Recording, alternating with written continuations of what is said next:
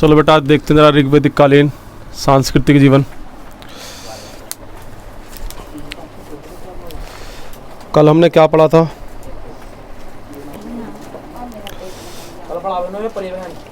परिवहन पढ़ा था हमने। परिवहन में हमने एक गाड़ी बैलगाड़ी देखी थी, विनिमय के साधन देखे थे और व्यापार वाणिज्य देखा था। ठीक है बेटा, आज देखते हैं हम ऋग्वैदिक कालीन सांस्कृतिक जीवन। सबसे पहले लिखेंगे जो कबीला था, जो समाज था, समाज वो कबीलाई ढांचा था।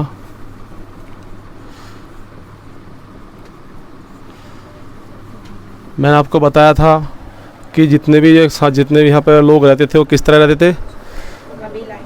कबीले के उसमें। ठीक है, कबीलाई ढांचा था। जनजाति तत्व की अधिकता थी। जनजाति तत्वों की अधिकता थी।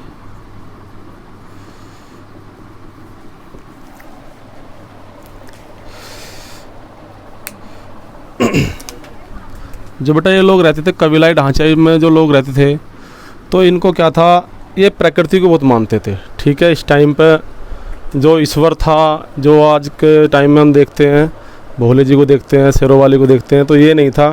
किसको प्रमुखता देते थे? प्रकृति को। प्रकृति की प्रमुखता।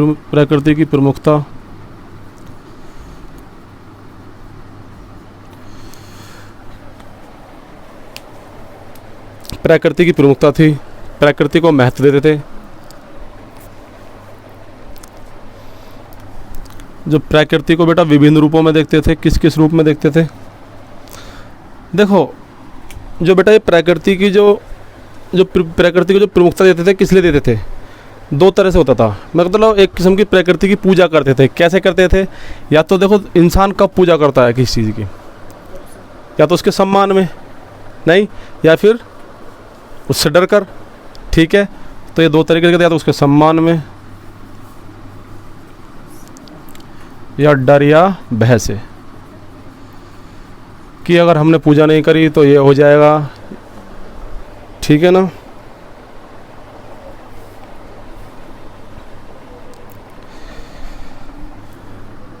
फिर बेटा आगे चलकर क्या करते हैं, ये प्रकृति को देवीकरण कर देते हैं।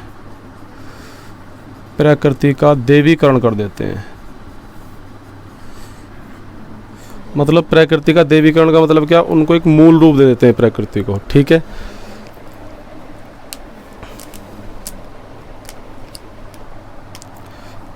प्रकृति क्या कर दिया बेटा? देवीकरण।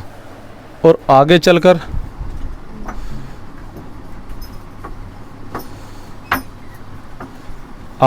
बेटा देवीकरण को मानवीकरण कर देते हैं।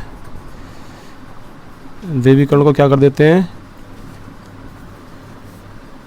मानवीकरण कर देते हैं।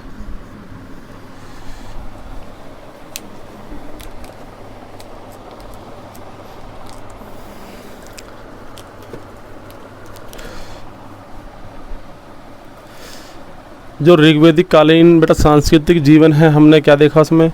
जो हमारा समाज था वो कैसा था? कबीलाई ढांचे में था, सबसे पहली बात तो। दूसरी बात, यहाँ पे जो थी जनजाति तत्वों की अधिकता थी। और ये लोग किसको प्रमुखता देते थे बेटा? प्रकृति को प्रमुखता देते थे, और प्रकृति को ही एक भगवान के रूप में पूजते थे। तो क्यों पूजते थे? जैसा आप लोग भी पूजते हो कि भगवान मुझे पास कर दे, वरना 10 रुपये पैसा चढ़ाऊंगा, ना तो कभी फेल हो जाओ। नहीं, तो किस तरह पूजते थे? या तो सम्मान में बेटा, या उनसे डर से। जैसे कि आप लोग आते हो यहाँ पे और आप लोग करते भैया नमस्ते, और कोई तो सम्मान में करता, कोई डर से भी करता, कभी पता पड़ी मुझसे पूछ ले। नहीं, हाँ, तो प्रकृति का बेटा इन्होंने देवीकरण कर दिया, मतलब देवों का रूप दे दिया एक किस्म का। ठीक है, और आगे चलकर उनको क्या कर देते? देवीकरण को मानवीकरण कर देते हैं लोग। ठीक है, लिखेंगे बेटा इसमें आगे देवकुल में। हाँ, इसी में आगे चल के नेक्स्ट पॉइंट, देवकुल में देवियों को महत्व कम दिया गया है। देवियों को महत्व कम दिया गया है।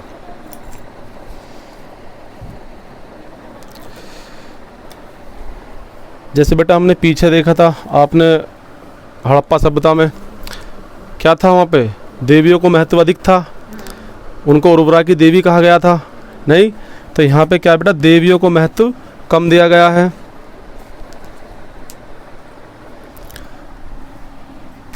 ये बहुदेववादी के रूप में मानते थे। नेक्स्ट पॉइंट, ये बहुदेववादी के रूप में मानते थे। मतलब बहुदेव क्या, जैसे कि आज आप देखते हैं कि जो देव है, जो देवता हैं, वो एक थोड़ी हैं, बहुत सारे हैं। नहीं, कोई कृष्ण जी को पूजता है, कोई शिव जी को पूजता है। यहाँ पर बेटा ये प्रमुख जो थे, ये 3 जनों को पूजते थे। अंतरिक्ष, प्रकृति के तो पार्ट है बेटा ये, अंतरिक्ष, आकाश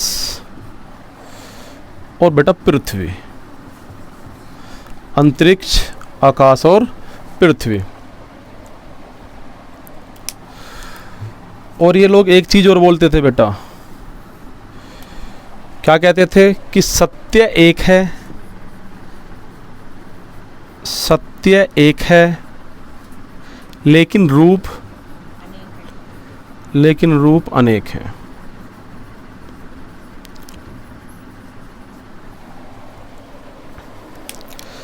इससे बेटा क्या पता चलता है हमको? इससे क्या पता चलता है कि ये एक ईश्वरवादी थे। नीचे लिखेंगे ये एक ईश्वरवादी थे या एक ईश्वरवादी की संकल्पना करते थे।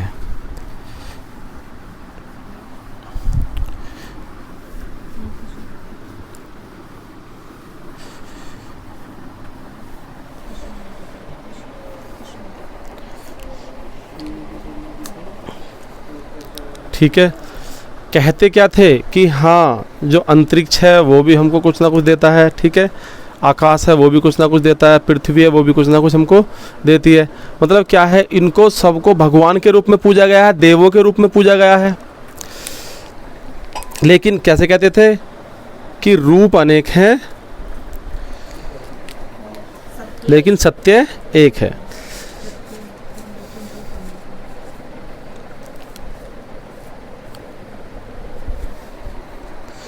लिखेंगे बेटा ये लोग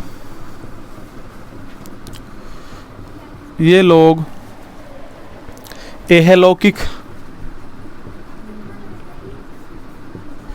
ये लोग एहलौकिक एवं भौतिक सुखों पर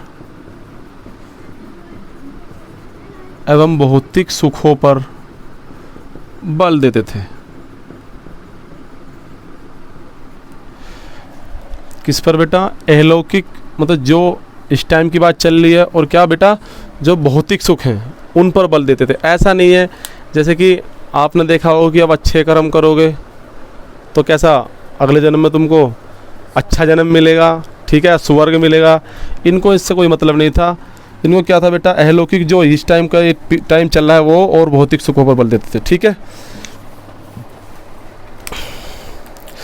ये प्रवृत्ति मार्गी थे।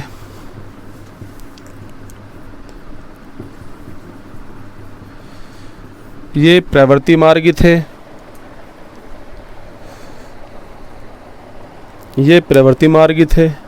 इन दोनों के लिए बेटा एक थोड़ा लिख लेंगे नीचे नोट डाल के। ये लोग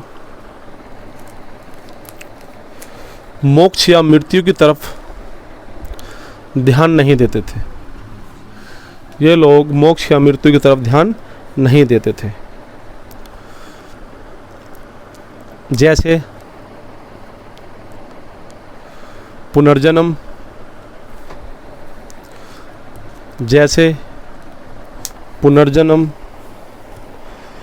परलोक, मोक्ष, मूर्ति पूजा,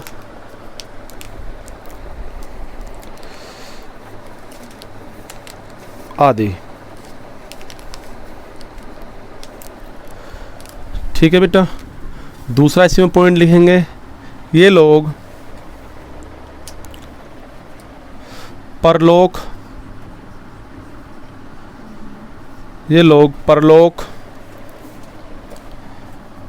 परब्रह्म पर चर्चा नहीं करते थे।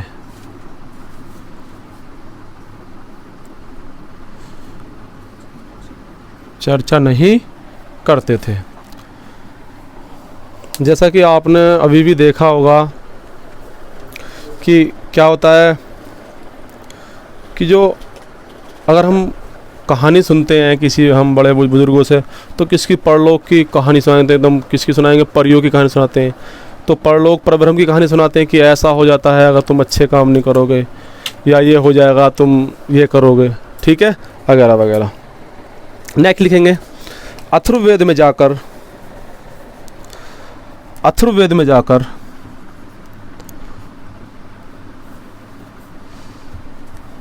अथर्ववेद में जाकर परलोक नरक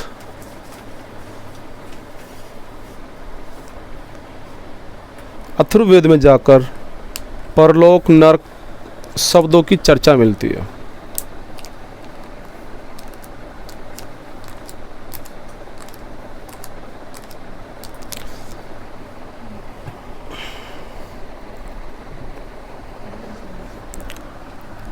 ये प्रथम बल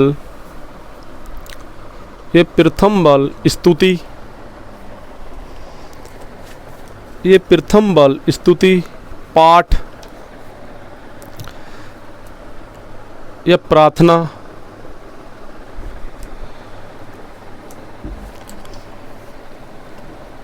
ये प्रथम बल स्तुति पाठ या प्रार्थना पर देते हैं, पर देते हैं।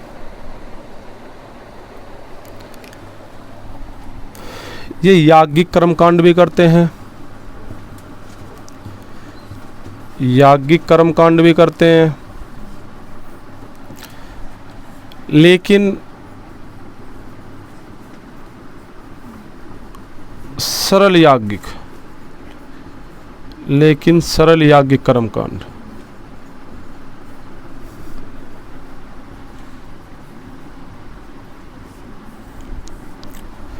ठीक है बेटा, जैसे कि एक छोटी मोटी पूजा नहीं कर लेते हैं घर में, जैसे गृह प्रवेश करना हो तो घर में एक छोटी सी पूजा रख लेते हैं, तो इस तरह से मतलब कोई ज़्यादा बड़ा महत्व नहीं है, सिर्फ एक क्या छोटे सरल सरल भाव से एकदम, ठीक है, याज्ञिक कर्मकांड करते हैं। और कैसे करते हैं बेटा, एक सरल सरल रूप में, ठीक है।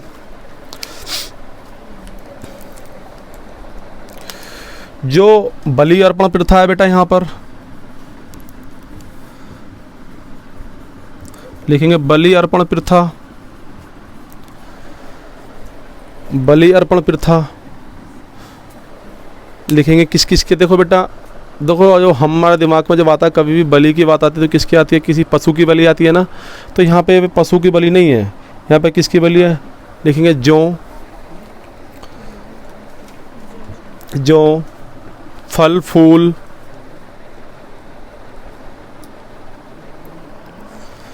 फल फूल आदि।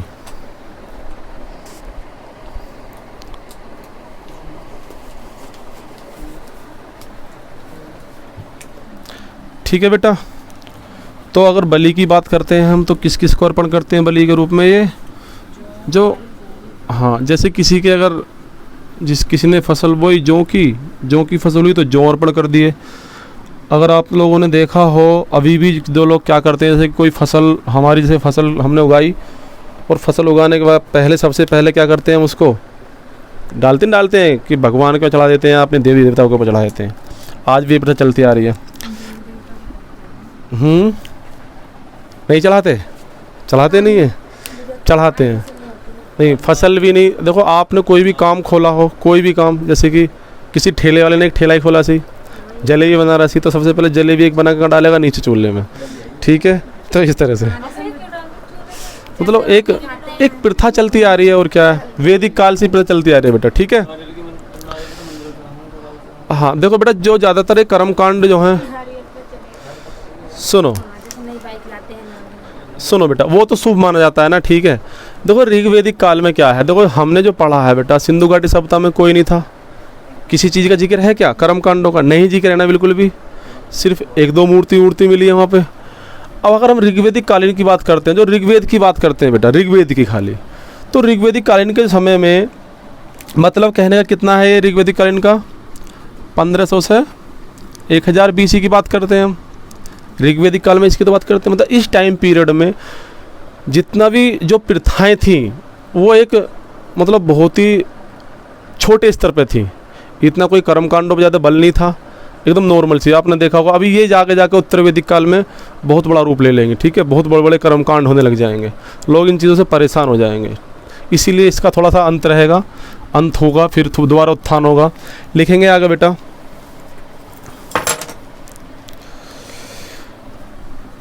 एक व्यक्ति है यास्क, लिखेंगे यास्क ने अपनी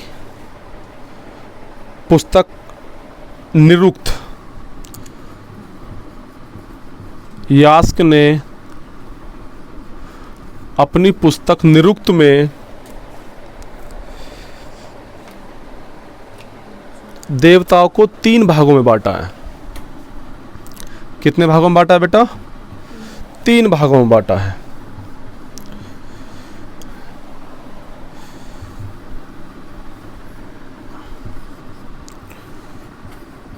सबसे पहले लिखेंगे बेटा वही अंतरिक्ष के देवता। सबसे पहले कौन से बेटा? अंतरिक्ष के देवता।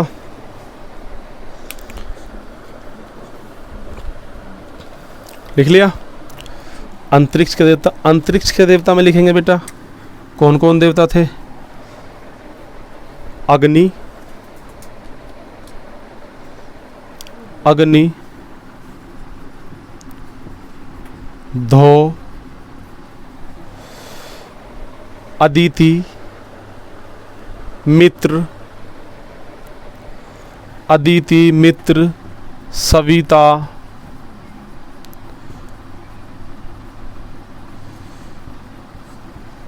अदिति, मित्र, सविता, पूषण और उषा। पूषण और उषा।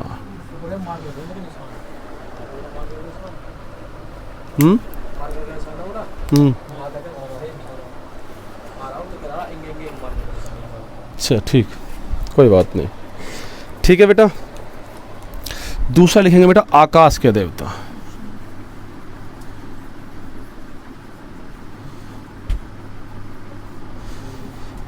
अगर बेटा हम आकाश के देवता की बात करते हैं, इसमें भी सबसे पहले क्या है? अग्नि, अग्नि, इंद्र, इंद्र, आप, प्रजन, अग्नि, इंद्र, आप, प्रजन, मरुत, मरुत और रुद्र।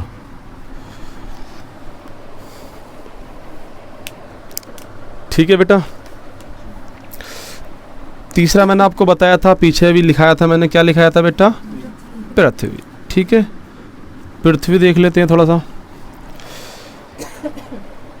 अग्नि, अग्नि, सोम, अग्नि, सोम, बृहस्पति, बृहस्पति, सरस्वती,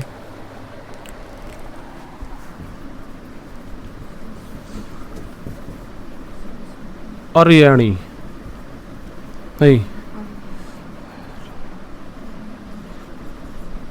अर्यणी। ठीक है,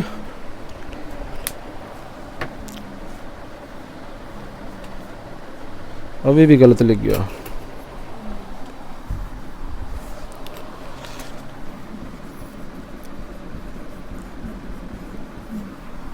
ठीक है, अर्यणी। देखो बेटा, आप आपसे पूछ लिया जाएगा, कितनी बार पूछा गया है कि जो यास्क ने अपनी पुस्तक निरुक्त में जो लिखा है बेटा, ऐसा कौन सा देवता है जो तीनों देवताओं के बीच में आता है, मतलब तीनों देवताओं में सेम है। तो अगर आप देख रहे होंगे तो बेटा कौन कौन सा, एक तो अग्नि यहाँ पर है, अग्नि और अग्नि। ठीक है बेटा, कितनी बार क्वेश्चन पूछा गया है। तो जब सभी देवताओं में सेम है, अंतरिक्ष के देवताओं में भी और आकाश के देवताओं में भी और पृथ्वी। ठीक है बेटा, कौन सा देवता है तीनों में सेम? अग्नि।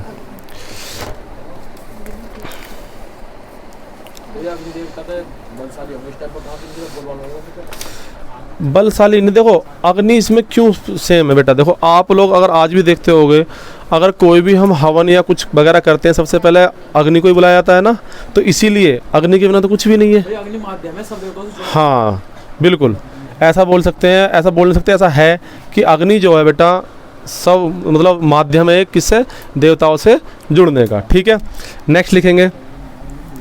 अब देखो बेटा थोड़ा मेन देवताओं के बारे में पढ़ लेते हैं। ठीक है,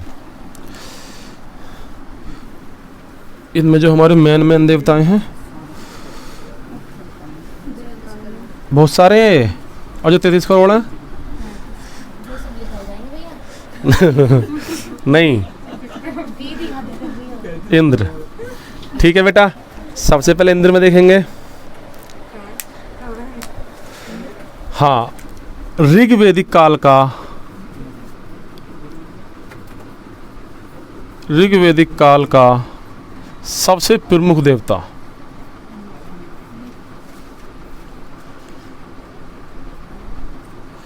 ऋग्वेदिक काल का सबसे प्रमुख देवता। देखो बेटा इसका जो वर्णन है ना ऋग्वेद में, वो कितनी बार वर्णन है? 200 बार वर्णन है, नहीं 200 नहीं, 250 बार, सॉरी, कितने बार वर्णन है बेटा? 250 बार वर्णन है। इससे कुछ उपनाम दिए गए हैं, इसके कुछ उपनाम है बेटा। उपनाम में लिखेंगे वर्षा का देवता,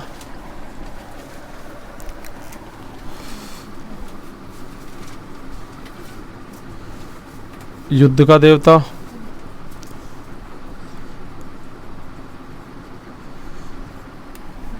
वर्षा का देवता, युद्ध का देवता, सोमापा। सोमापा देखो बेटा मैंने आपको बताया था कि जो इंद्र का जो सबसे प्रिय पेय पदार्थ था सोमरस था। ठीक है, जो मुजवंत पर्वत में पाया जाता है। हाँ, सोमरस पीने वाले क्या कहते हैं बेटा? सोमापा। ठीक है, सोमापा।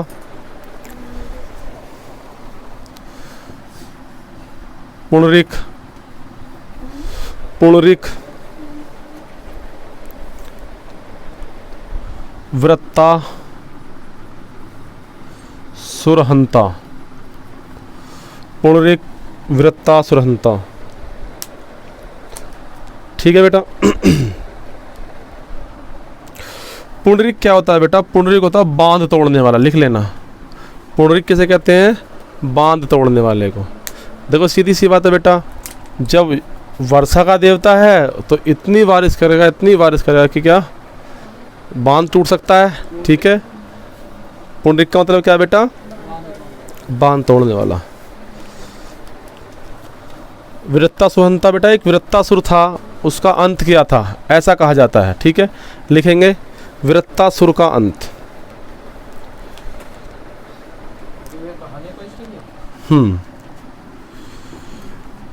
दूसरा है बेटा असुजीत।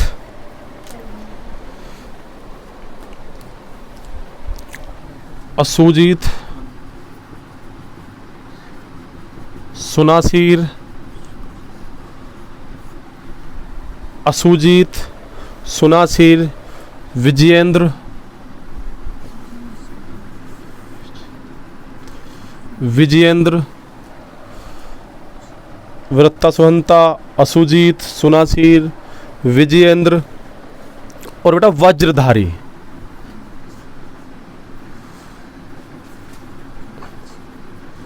वज्रधारी आपने सुना होगा, वज्र था इंद्र के पास में। ठीक है बेटा, तो युद्ध का देवता वर्षा का देवता सोमापा, ठीक है, सोमरस पिता था। पुणिक बांध तोड़ने वाला। वृत्तासुहंता, तो वृत्तासुर का अंत करा था। असुजीत, असुर, इसको बेटा अपसुजीत कर लो। ये क्या है? ये अपसुजीत। और सुनासीर और विजयेंद्र और वज्रधारी। अपसुजीत का मतलब क्या है? जल को सुरक्षित रखने वाला। लिख लेंगे, छोटा सा लिख लेंगे ब्रैकेट में डाल के, ऊपर नीचे जिधर भी आपकी जगह हो। हाँ, अपसुजीत में जल को सुरक्षित, ऐसे इतना लिख लीजिए, जल को सुरक्षित, जिससे कि आप समझ जाएंगे। सुनासीर होता है बेटा, सुनासीर हल चलाने वाला, हलवाहा। लिख लेंगे बेटा इसका सुनासीर का मतलब क्या है? हलवाहा।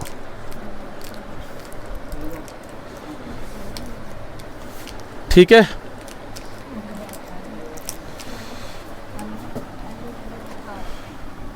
हलवाहा, जो हल चलाते हैं ना उनको बोलते हैं हलवाहा। ठीक है, नेक्स्ट लिखेंगे बेटा। देखो बेटा, ऐसा कहा गया है कि इंद्र और अग्नि, इंद्र और अग्नि 1000 स्तंभों के महल में रहते थे।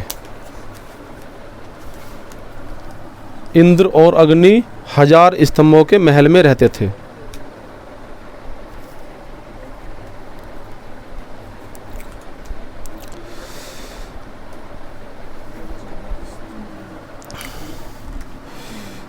प्रमुख हथियार, अगर बेटा हम इसके प्रमुख हथियार की बात करते हैं, क्या हो सकता है प्रमुख हथियार? वज्र। क्या हो सकता है बेटा? वज्र, या कह सकते हैं आयुध। आयुध। ये हाथी होने का इनके यहाँ पे भी मतलब वर्णन है, हाथी होने के पास में, यहाँ पे इंद्र के पास में? ना ना, ऐसा कोई वर्णन ना है। ठीक है, यहाँ पे तो मोटी मोटी एकदम ये बातें लिखी गई हैं। ठीक है, समझ में आया नहीं आया बेटा? देखो, हमने भी प्रमुख देवता पढ़े थे बेटा। प्रमुख देवताओं में हमारा एक इंद्रदेव है। तो ऋग्वेदिक काल का सबसे प्रमुख देवता कौन है? इंद्र। अगर आपसे पूछा जाए कि बेटा सब जो ऋग्वेदिक काल का सबसे प्रमुख देवता कौन है? इंद्र। ठीक है, आगे चलकर चेंज हो जाएंगे। ठीक है, जिसका कितनी बार प्रयोग हुआ है बेटा? 250 बार ऋग्वेदिक काल में नाम आया है। इनका उपनाम क्या है?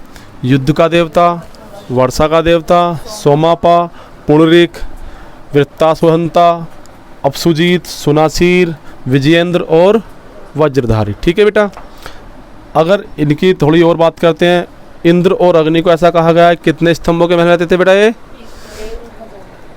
1000। ठीक है, प्रमुख हथियार क्या था इनका? वज्र। ठीक है बेटा, ये हो गया हमारा। नेक्स्ट पढ़ेंगे हम अग्नि।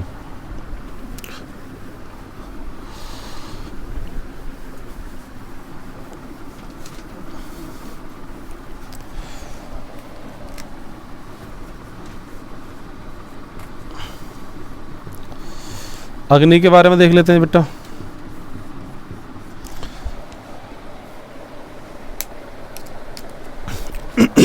लिख लेंगे बेटा, ऋग्वेदिक काल का दूसरा प्रमुख देवता, ऋग्वेदिक काल का दूसरा प्रमुख देवता, इनका वर्णन हुआ बेटा ऋग्वेदिक काल में कितनी बार? 200 बार हुआ है ऋग्वेद में।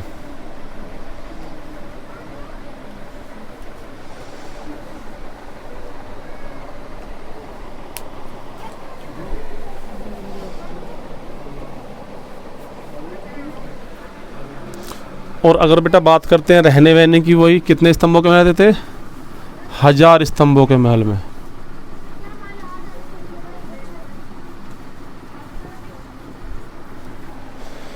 हजार स्तंभों के महल में।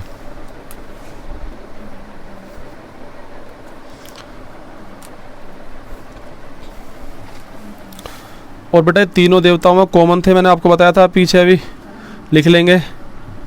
नेक्स्ट पॉइंट, तीनों देवताओं में उपस्थित किस किस में? अंतरिक्ष और बेटा आकाश और बेटा पृथ्वी। ठीक है,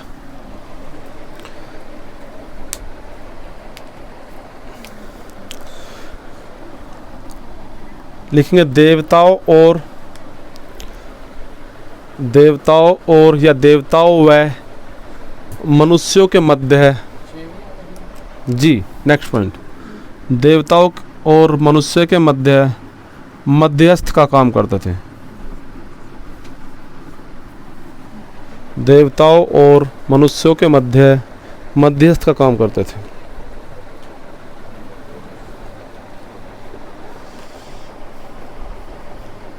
भैया डाली की भेंट पहुंचा देने देवताओं तक, ये भी तो काम होगा। डाली अग्नि में कोई भेंट डालना है किसी के नाम की तो देवता तक पहुंच जाए। हाँ। तो अपना भी पूजा करते हैं, तो जब तक क्या ज्योत नहीं आई, कहते नहीं है, तो जब तक ज्योत नहीं आती तब तक पूजा संपन्न थोड़ी होती, मतलब पूरी थोड़ी होती है, नहीं होती ना। क्या करते हैं, कपूर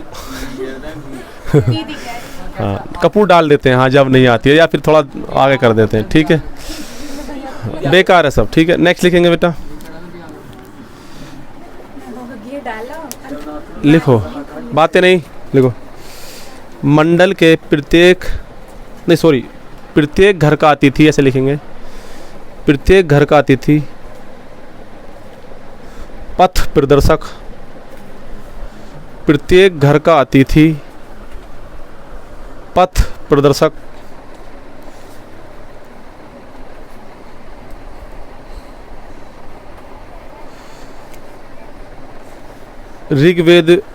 ऋग्वेद के गोत्र प्राचीनतम मंडल के प्रत्येक मंडल ऋग्वेद के गोत्र प्राचीनतम मंडल के प्रत्येक मंडल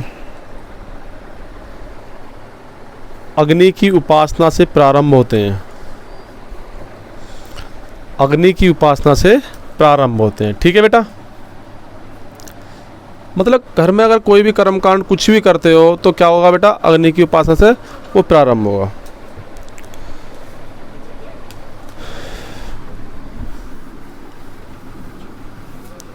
नेक्स्ट देखते हैं बेटा, वरुण।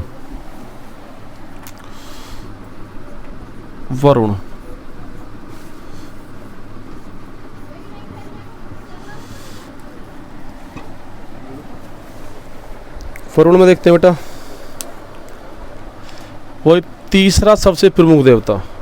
अगर तीसरे नंबर पूछा जाए कि ऋग्वेद में तीसरा सबसे प्रमुख देवता कौन था,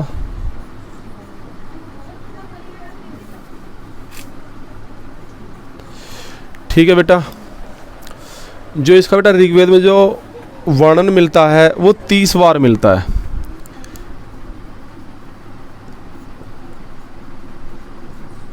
बार वर्णन।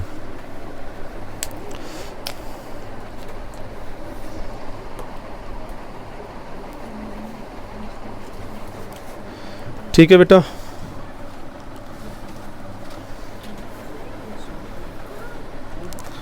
जल के देवता के रूप में देखा गया है। जल के देवता। नेक्स्ट पॉइंट लिखेंगे बेटा, वरुण की पहचान ईरान के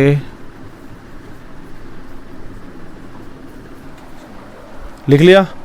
वरुण की पहचान ईरान के जिंद अवस्था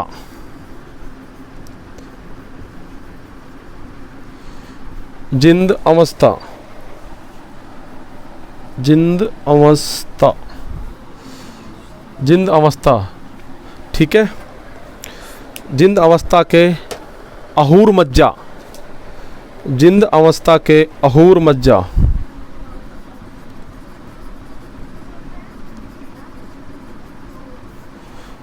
जिंद अवस्था के अहूर मज्जा से की गई है।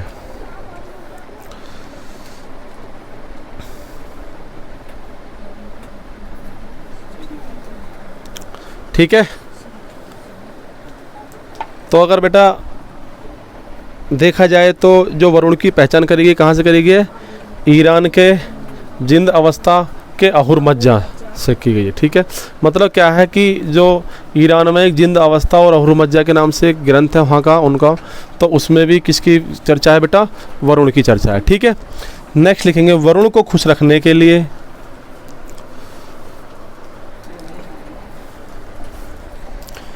वरुण को खुश रखने के लिए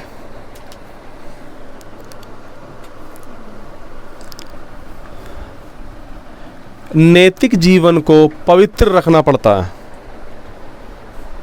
नैतिक जीवन को या नैतिक रूप को पवित्र रखना पड़ता है।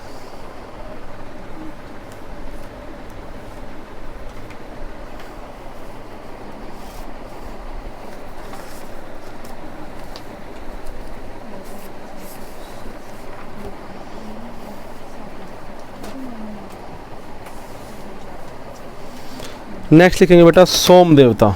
ठीक है, इस इतना ही बहुत है इसमें।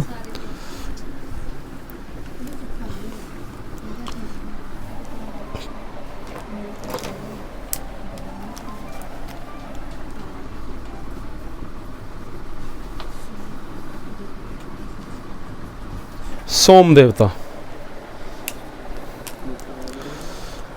लिखेंगे बेटा। सोम देवता का वर्णन, सोम देवता का वर्णन ऋग्वेद के 9वें मंडल में है।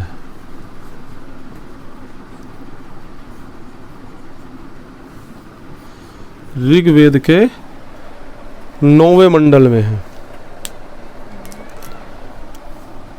यह सोमरस से संबंधित है।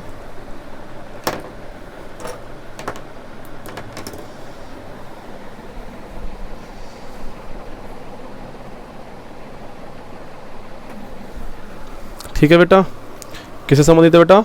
सोमरस से। लिख लेंगे यह सोमरस, यह सोमरस अफगानिस्तान के मुजवंत पर्वत,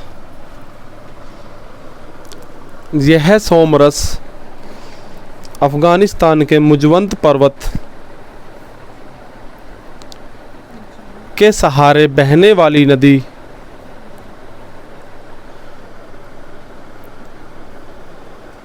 के सहारे बहने वाली नदी गोरी से प्राप्त होता था। गोरी से प्राप्त होता था। ठीक है बेटा,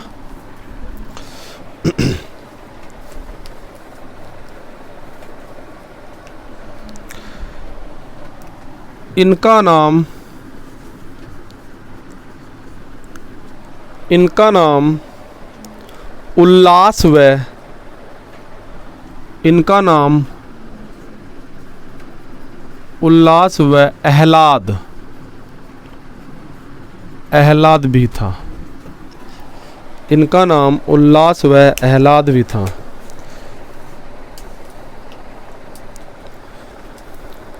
ठीक है बेटा, उल्लास व आह्लाद भी था।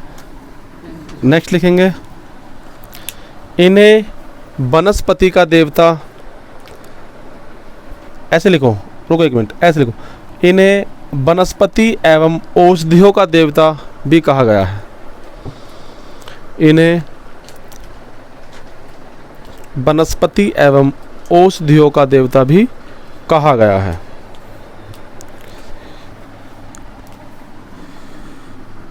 इसके लिए 114 सूक्त हैं। मैंने बताया था बेटा आपको सूक्तों के बारे में।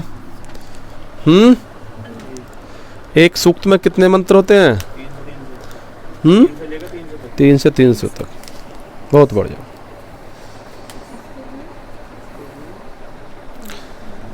इसके लिए कितना बेटा? 114 सूक्त हैं। ठीक है,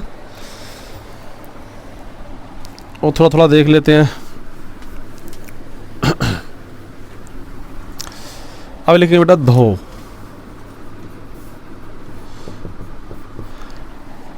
सूर्य का पिता, इन्हें सूर्य का पिता कहा गया है। इन्हें सूर्य का पिता कहा गया है। ये सबसे प्राचीनतम देवता हैं।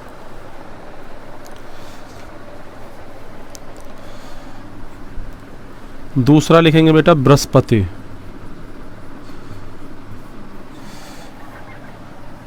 बृहस्पति। पुरोहितों का देवता,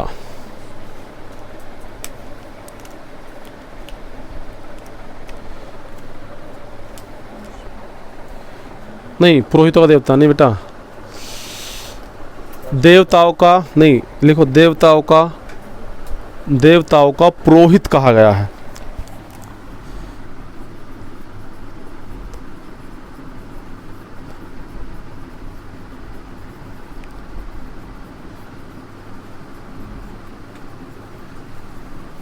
देवताओं का पुरोहित कहा गया है।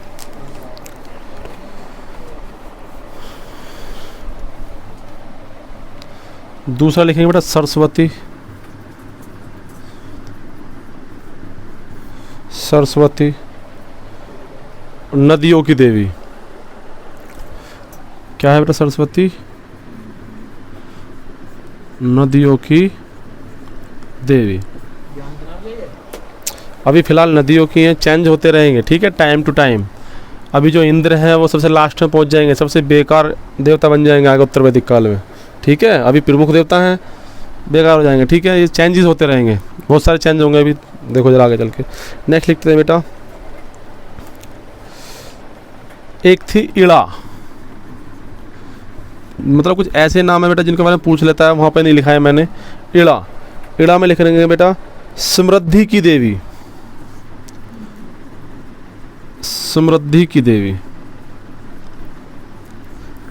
इनको समृद्धि की देवी कहा गया, इड़ा को। श्रद्धा, श्रद्धा अंतर्जात की देवी। अंतर्जात की देवी, ठीक है बेटा। भन्नियों, भन्नियों में लिखेंगे बेटा क्रोध की देवी। भन्नियों,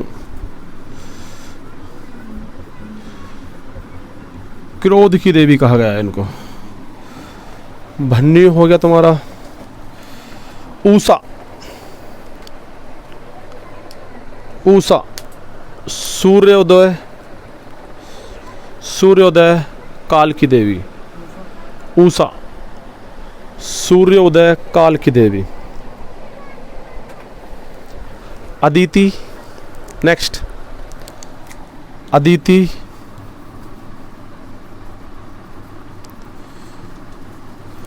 अदिति प्रकृति की देवी। अदिति अदिति प्रकृति की देवी। आप, आप सृष्टि का निर्माण करता।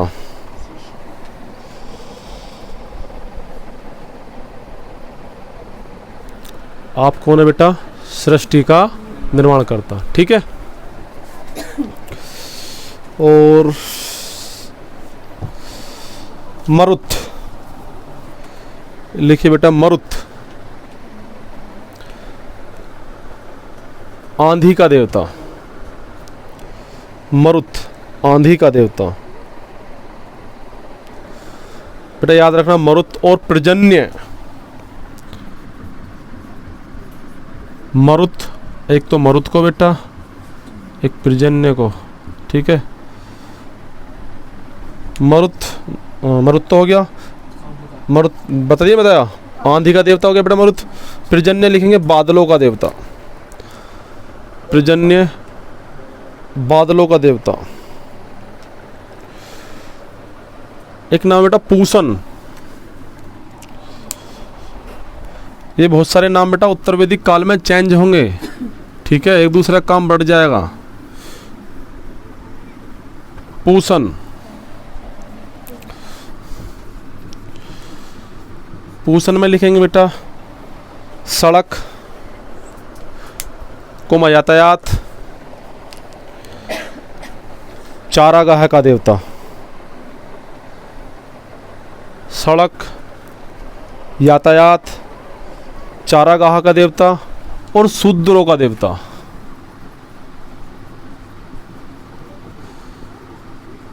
ठीक है बेटा। जो 4 वर्ण व्यवस्था थी तो शूद्रों के देवता थे। नेक्स्ट लिखे रुद्र। रुद्र अनैतिक आचरण वाले देवता। अनैतिक आचरण वाले देवता, ठीक है। एक बेटा मैंने अश्विन का नाम बताया था आपको, ठीक है, जिसको क्या कहा गया था? अश्विन को नहीं पता। जब एक के पैर कट रहे थे उन्होंने कृत्रिम पैर लगाए थे, आंखें फूट गई थी तो क्या करा था? उनकी रोशनी जमा दी थी और चैवन का यौवन प्रदान करा था, ठीक है। हाँ, तो लिखेंगे बेटा अश्विन।